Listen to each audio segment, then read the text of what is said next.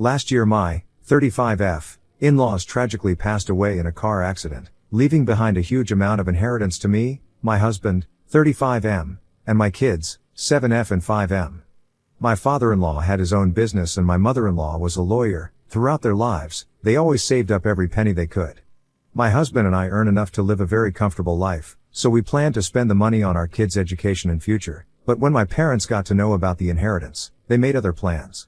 My parents got to know about the inheritance at my in-laws' funeral and they approached me right after all the guests left and demanded I share the inheritance and split it in half with my sister Maya, 37F. According to them, she deserved a break after her terrible divorce but she could not pay for it herself because she did not have a job, so as her sister, I should pay for her vacation. Growing up Maya was always the golden child, she was always a straight A student, always participating and winning every competition, and she had like a million friends. I, on the other hand, barely ever participated in anything. I always kept to myself but I was also a straight A student. Even though I never really cared about any of this, one thing that made me a little sad was the fact that our parents always preferred her over me. Before Maya, my mother had 3 miscarriages and she was told by the doctors that she might not be able to carry her own kids, but eventually, she got pregnant again and she gave birth to Maya. She became the miracle baby who finally made them parents, and by the time I came along they did not care that much anymore, they already had their perfect daughter. I spent a lot of my childhood comparing myself to her and trying to be like her. I thought maybe my parents would like me better if I was more like her but they never did. Whenever I scored the highest in class, they would just say something like "oh good job," but whenever Maya even received a participation certificate, they would frame it and keep it on display around the house.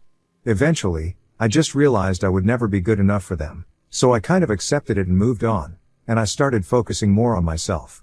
Maya graduated from school, and she did amazing. She was the valedictorian and everyone was very happy for her. And obviously she got into an amazing Ivy League college, graduated from there, and started a business with her boyfriend using our parents' money.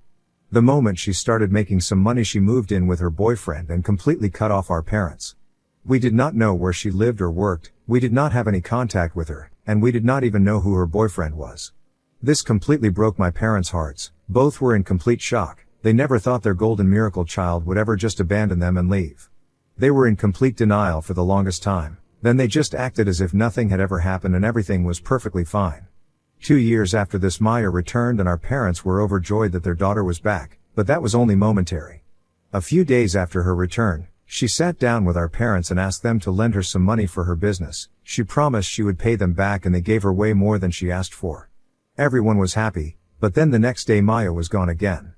Over the years we heard stuff about Maya but she never reached out to us, never called, never even sent a postcard. But last year, after 15 years of no contact whatsoever, she showed up, unannounced to our parents' house. They were shocked to see her, but they let her in and she told them about whatever happened in all those years. She got married to her boyfriend, and the business was going really well at first. They were making a lot of money, but eventually, the business failed for whatever reasons and both she and her husband were jobless and they grew distant over time. Apparently, he started spending his nights at bars with his friends and she was always left alone at the house, and she ended up cheating on her husband with one of his friends, which resulted in a nasty divorce and a lot of drama. She came back because she did not have any money or a job or a place to crash and she was hoping she could move in with our parents again. Without giving it a second thought, they let her move back in after she had been gone for 15 years, and honestly, I was not even surprised. Then at my in-laws' funeral, they asked me to give her half of our inheritance because she deserved a break after her divorce and she could not pay for her vacation because she was broke and had no source of income. I laughed at their faces and I refused to give her anything. I let them know that the money we received was completely for our kids, and if they have a problem with that then it is just too bad. My mother screamed at me and said things like I owe them this because they raised me and they looked after me all my life and if I did not give Maya the money, they would completely cut me and my family off, and so they did. I do not care that they cut me off, but I genuinely feel very bad for my kids because they love their grandparents, but there was really nothing that could be done. Around 6 months after this incident I received a phone call from my mother and I figured that she was calling about my sister, so I did not bother to pick up the call. The next day I received a call from my father, which was extremely confusing because he has almost never called me unless it was an emergency, so I picked up the call, and without wasting a second, he went on talking about how Maya got a new boyfriend and she took a lot of money from them, left their house and cut off all contacts with them again. He said she had been gone for 2 months now and that he and mother wanted to meet me for lunch to apologize for cutting me off. He tried to convince me to let them back in my family's lives, but I had absolutely no interest in any of this, So I waited for him to get done and I told him that it would not be possible for them to be a part of our lives anymore, and I cut the call. Maya leaves and comes back and leaves again. This is her pattern, and my parents only love me and my family when Maya chooses to ghost them. This is their pattern. I am always the support system, always the only one picking up their pieces after their favorite daughter breaks their hearts and steals their money. But I just cannot do that anymore. I am done. But I feel like at some point I am also abandoning them, and I feel terrible about that. I do not know if not letting them back into my life is the best thing to do, but at the same time, I feel like this is the only thing I can do to preserve my peace. This is very conflicting. Ida for not letting my parents back into my life?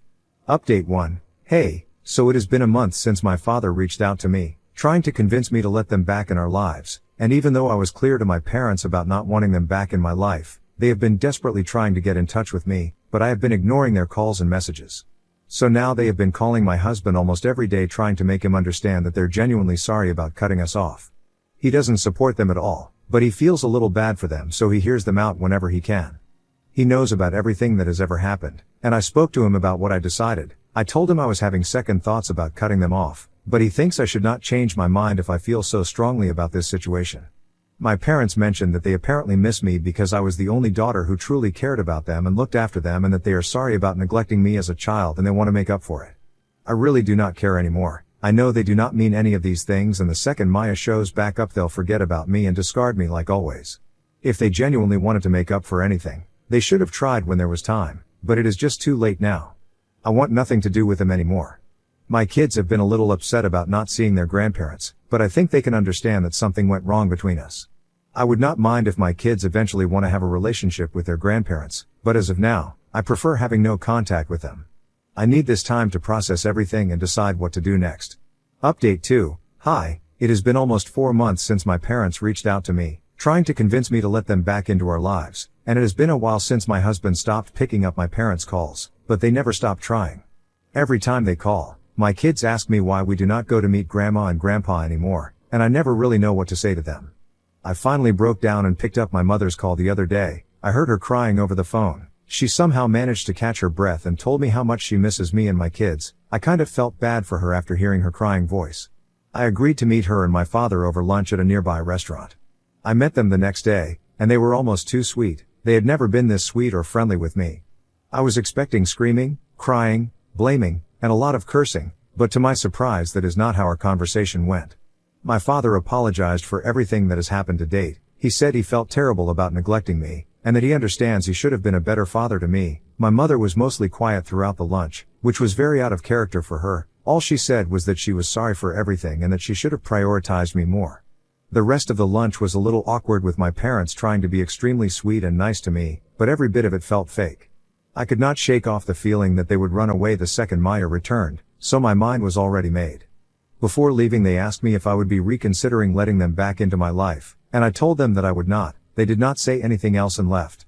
I hope I will finally be able to live a life without any drama that involves my sister or my parents. Update 3. So, it has been a month since I finally met my parents again and let them know that I am not interested in letting them back into my life, and they seemed alright with it, but I was obviously wrong. When I told them I did not want them back in my life, they heard if they tried hard enough, I would let them right back in. They have been constantly calling me and my husband. We have blocked them everywhere, and they have new numbers to call us with. I got tired of this constant annoyance and I picked up my mother's call and I told her that I was not interested in having them back in my life for now. I told her I needed some space and time to think and I would contact them when I was ready to talk, and in the meantime, they should not try to reach out to me unless it was an emergency. I also warned her that if they do not stop bothering me and my family like this, I will file a restraining order against them, which finally made them stop calling us all the time. My kids do not ask about them anymore. I think they understood that I got a little upset every time they spoke about them, so they stopped. To be honest, I miss them. They are my parents and I've spent a very long part of my life around them, but I am just so tired of being the discarded one. I think I deserve to have a family that truly loves me and isn't just after me for their own benefit. Maybe eventually we'll be able to talk again, but I cannot do that yet. I need a lot of time away from them. Also, many of you wanted to know about my relationship with Maya. Well, we were never close, but she was my older sister, so I always looked up to her. As a kid, she was this huge deal for me. She was perfect in my eyes as well. I wanted to be like her. I used to copy everything she did for the longest time. I admired her. But she did not like me that much. She always tried to make me feel terrible about myself. Every time I felt good or even alright about something, she was there to make me feel terrible about myself. She would always remind me that I was ugly, I had acne, I was unpopular, and that I would never be able to match up to her. And every time I told my mother about whatever Maya said to me, she would just laugh it off by saying something like, "Oh, she's just your sister, she doesn't mean it, she's just joking." Maybe she was joking, maybe that's just what siblings do, but what about the part where it hurt me? The person I looked up to and admired so much always said such terrible things to me. All of this was still fine, but she made out with my first boyfriend, and that ruined every speckle of love and admiration I had towards her. I was 14 when I got my first boyfriend, Maya was 16, he came over one day and she was there as well. I went to the kitchen to do something, and came back to catch them making out on the couch. I was very angry at him, but that was not the worst part. My very own sister broke my heart into a million pieces. Why would she do that to her younger sister? And it did not stop there. Whenever I liked a boy, she needed to get with that guy, and every time I had a boyfriend, she made passes at them. So, the pure admiration and love I had for my sister turned into nothing but disappointment, anger, and hatred. So, every time she did something terrible, I was not surprised. Update 4. Hi, it has been 3 weeks since I last spoke to my mother, and I was honestly so dumb thinking she would understand what I meant by emergency. So last night as we were about to sit for dinner, someone rang the bell. We weren't expecting anyone, so we were confused. My husband got up and opened the door and he called out to me. I went up to the door and there my parents were, and so was Maya. My father was holding a bottle of wine, my mother was carrying some food, and Maya was just standing there. They all looked so happy, and my mother screamed with excitement stating Maya was back. I could see that. She was standing right in front of me with that annoying grin on her face. They invited themselves in and headed right towards the dining hall. I kind of just froze right in front of the main door because I could not understand what just happened. After a few seconds, I followed them into the dining hall and I saw my parents hugging my kids, who seemed a little uncomfortable. I stopped my parents and I took the kids upstairs to their rooms and asked them to play with their toys for now, and I told them I would take them downstairs for dinner in a while. The kids went on to play and I went downstairs into the dining hall where my parents and my sister made themselves comfortable. I asked them what they thought they were doing and they acted all clueless as if nothing had happened and they did not know what I was talking about. All they could say was Maya is back. It took a lot of strength in me to keep my cool and be calm, whereas in reality, I wanted to scream and tear their heads off. They were so happy about their beloved daughter Maya being back that they completely chose to ignore the fact that she had stolen from them and abandoned them thrice and is quite literally a flight risk. If she saw a guy walking on the road and she thought he was cute, she would not think twice before stealing from them and running away again. But my parents were blind when it came to Maya. She could do no wrong in their eyes. It is all right that she stole and ran away. It can be forgiven and forgotten completely. I just could not believe them. Are they really that blind? Could they really not see her pattern? Anyway, they went on talking about how their darling daughter Maya was in a very serious relationship with this married man who promised he would marry her and give her everything she wanted. He asked her to move in with him, and he made her pay the house rent all the time, which she did with our parents' money, but he was never around and always too busy with that wife of his, so she got bored and she cheated on him with another man. Then the married guy broke up with her, so she moved in with the other guy, who had a stable job and used to earn a decent amount. But Maya did not have a job, so she used to sit around at home doing absolutely nothing. Eventually, she got bored of this guy as well and she cheated on him with his younger brother. When the guy found out about this, he broke up with her and kicked her out. After all of this, Maya came back to our parents, and they welcomed her with open arms. Of course, they did. What else did anyone expect? Even after all of this, after everything she did, to our parents, she was the definition of perfection. I knew for a fact Maya would leave again, and that would crush them, but the only difference would be that I would not be there to help them out anymore. This incident made it very clear that this loop is never ending. There's no way out of it. The only thing I can do is keep myself and my family out of this. I did not even try to be nice to them anymore. I just asked them what they were expecting from me, and they looked very confused, as if nothing had happened. And I was just so done with all of it at this point. I just asked them to get out of my house. I did not care if it was humiliating for them or about anything. It was late, my family hadn't been able to have dinner because of their intrusion, and I just wanted them to be gone. I was so tired that I even promised them I would meet them at their house for lunch whenever they wanted me to. I just needed them to leave my house at that very moment. They were satisfied with my proposal. They said I should come over the next week and I agreed, and they finally left. I will let you guys know what happens at lunch. Update 5. Hey guys, so I went to my parents' house for lunch the day before yesterday. I needed a day to process everything that happened at their house. So, I somehow dragged myself out and drove myself to their house. I went in and sat down in the living room and Maya sat right in front of me. It was awkward because no one was speaking. Then my mother came in and let us know that the food was served and that we should join them at the dining table. Then my father started trying to make conversation with me. He asked me about my husband, my kids, my job, and other similar things. After some chit-chat, everyone was quietly eating for a few minutes. Then my mother started speaking. She went straight to the point, and the point was the inheritance again. The reason they've been contacting and bothering me and my family for almost a year now was the inheritance. They demanded I give half of it to my sister, or as they called her, their golden child. According to them, my sister deserves that money. She has been through hell and the only way she would feel better is if she got half of the inheritance. I reminded them that the inheritance is being kept for the kids and their future. It will be used for their education and whatever else they require. I also said that my sister did not deserve the money at all. On top of that, she did not even know my in-laws, let alone deserve their hard-earned money. My mother just said that it doesn't really matter and Maya did not need to know them to get their money. I was already pretty angry and annoyed with them, but I still tried my best to keep my calm and be civilized. I reminded them again that the money was for the kids, and me and my husband would use it for their schools, colleges, and whatever else they needed. After hearing this, my mother had the audacity to say that I would be wasting the money if I spent it on my kids because they couldn't pour water out of a boot if the instructions were on the heel. This is where I absolutely lost my mind. My kids really love their grandparents, and this is what their grandparents had to say about them.